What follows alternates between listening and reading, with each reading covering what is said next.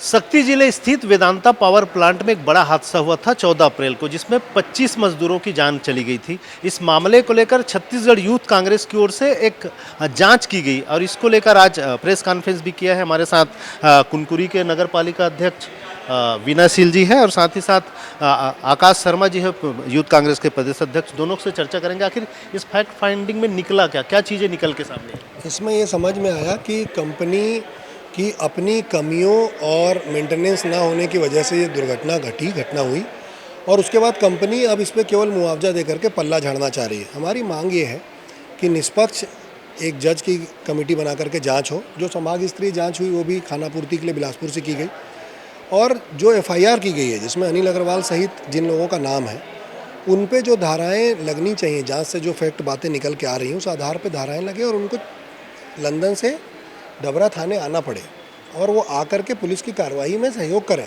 आप एक फैक्ट्री चला रहे हैं, आप एक प्लांट चला रहे हैं, ठीक बात है, पर आप मजदूरों के जीवन से, छत्तीसगढ़ के और अगल बगल के जो मजदूर हैं उनके जीवन से खिलवाड़ नहीं कर सकते।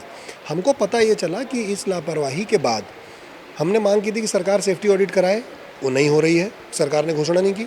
हमने मांग की थी कि एफआईआर सार्वजनिक हो, वो भी नहीं हो रही है।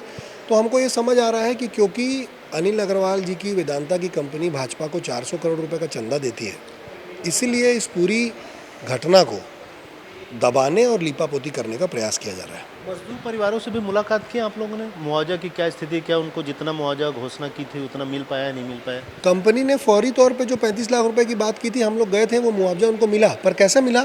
उनको आपने कोरबा बुलाया, एक व्यक्ति के परिवार के लोग मर गए हैं, आप उनको कोरबा बुलाते हो, दिन भर आप उनको बैठाते हो, उसके बाद उनको एक चेक दे देते हो कि तुम्हारा आदमी मर गया भैया, चेक लेके चले जाओ।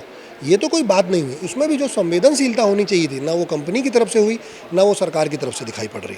बिल्कुल, हमारे साथ आकाश शर्मा भी है, इनसे भी जानेंगे आखिर कि अब क्या स्टेप रहेगा आप लोगों का, क्योंकि जिस तरह से फाइंडिंग रिपोर्ट्स तो आपने प्रस्तुत कर दिए हैं, आगे क्या? सिर्फ मुद्दे की बात एक ही है कि क्या छत्तीसगढ़ के मजदूरों की या कोई भी राज्य के मजदूरों की जान इतनी सस्ती है कि आप अपनी गलती से आप पावर प्लांट में घटना होगी और आप मुआवजा राशि दे देंगे, वो भी अपमान करके, और हो जाएगा सब ठीक। दोषों की किसी की जिम्मेदारी नहीं होती, किसी की जान इतनी बड़ी हो जाती है कि वो 35-40 लाख में ख़त्म हो जाती है किसी ज़िंदगी किसी की।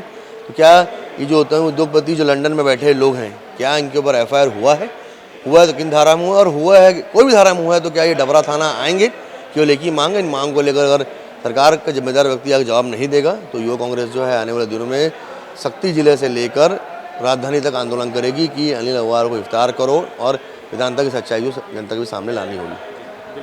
तो ये थे यूथ कांग्रेस अध्यक्ष आकाश शर्मा और नगर पालिका कुनकुरी के अध्यक्ष विनयशील गुप्ता। इन्होंने बताया कि किस तरह से वहाँ जांच की गई है और क्या क्या उनकी मांगे। अब देखना होगा इस मांगों पर सरकार कब तक अमल करती है।